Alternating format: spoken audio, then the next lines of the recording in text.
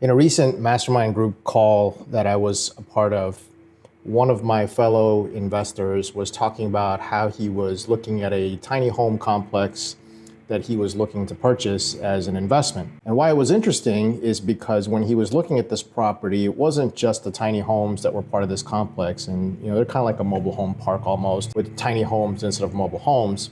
And the interesting thing about this was it came with a secondary business that was attached to the property. So it had a commercial building in which they had a business that they were operating out of that commercial property. And so the sale was for the tiny homes and also for that commercial building and the business. Now, the interesting thing was that this property was valued based on the net operating income of both the tiny homes and the business. And at first blush, it was like, man, this is a really great deal. And there's a lot of equity here. And there's the net operating income is really high. So with the cap rate for the area, the property penciled out and everything looked good.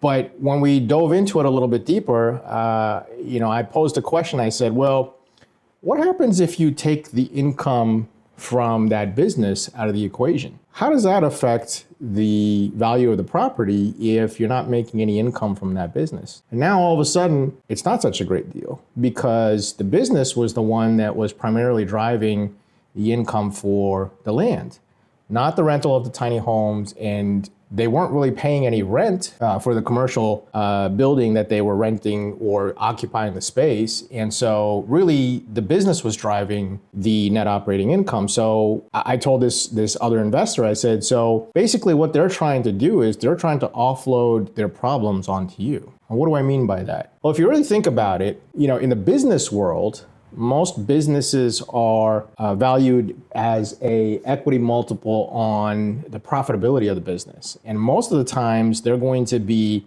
somewhere between, let's say, 2.5 to 5 times whatever profit you're making in the business. So if the business is profiting $10,000 a year, then the business may be worth only $25,000 or $50,000. But in this instance, they're taking the profit of the business, let's say $10,000, and they're applying, let's say, even a 10 cap. Now they're saying this business is worth $100,000 because they're using an equity multiple for real estate in a business environment.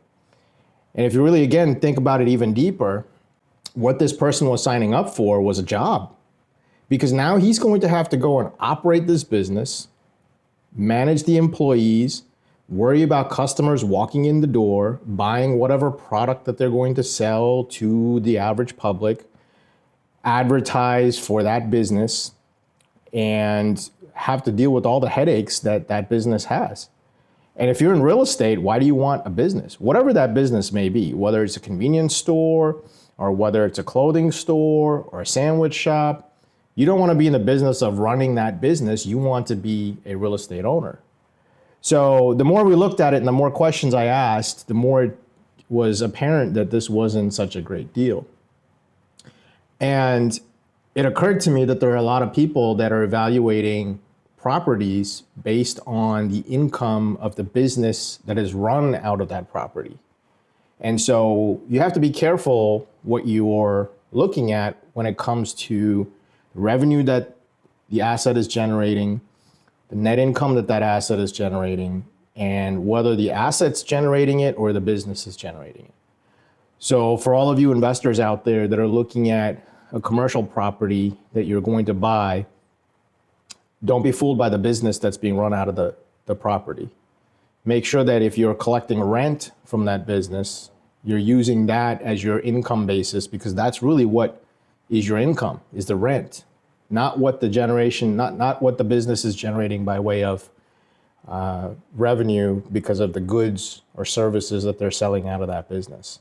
So it's just a quick lesson that even seasoned investors sometimes look at these types of businesses and can be sidelined or blindsided by the income when in reality it's not what they're going to be doing.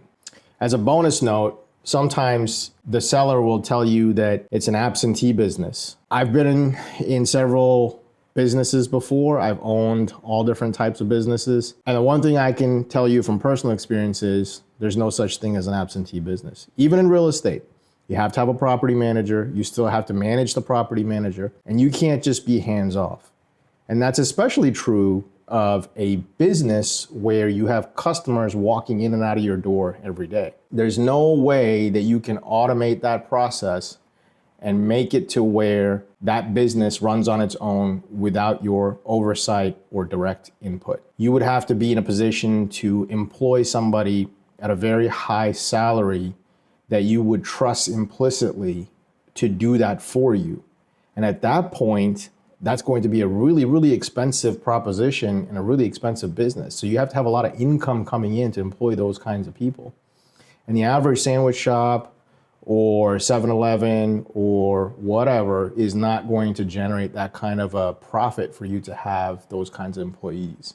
So business is tough, real estate is tough, and ultimately you have to be actively involved in both. So when you buy a business and you're thinking that you're going to be hands off, it's going to be a very tough lesson in the long run. You may be able to get by for a little while in the short run, but an employee, nothing against employees, we're all employed by someone or something at some point, but an employee is never going to have the same loyalty and drive and motivation to make your business succeed like you will.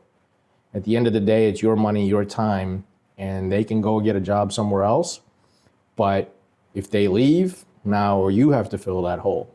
So just to circle back to that initial conversation that I had with that other investor, once we looked at it and we penciled it out, it wasn't such a great deal. Matter of fact, it was a really, really bad deal once we took the income from the business out of the equation. The tiny homes and the rent that they could potentially collect from the commercial property was not enough to justify the asking price. And so it was a hard pass at that point. If you like this video, hit the like and subscribe button and comment below with any questions, and I'll be happy to answer them for you.